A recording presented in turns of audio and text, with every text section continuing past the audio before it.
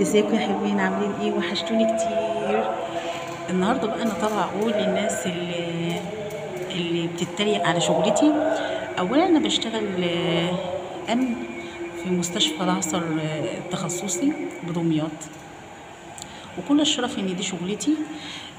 عشان انا دي الشغله دي اللي بتخليني اكل ولادي والبس ولادي واصرف على ولادي، لان انا ام واب. وكلامي للناس التانية اللي بتقول ان انا بشتغل الشغلة دي عشان اداري على الملايين اللي عندي، لان انا عندي 3 قنوات على 3 منصات. انا ما خدتش من ولا قناة ولا جنيه، واوعدكم ان انا لما هاخد الفلوس او اقبض هطلع اقول لكم واوريكم الفلوس عادة عندي.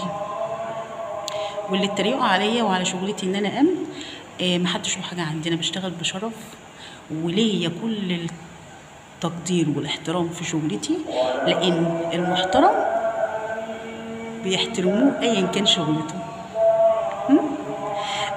ايه رايكم بقى في الازرق؟ الازرق على الاسد اللهم لا حسد. وبقول لك ايه شايفين الشريط؟ بس عشان التريقه على الشريط ده، بالله عليكم مش ظابطه اموره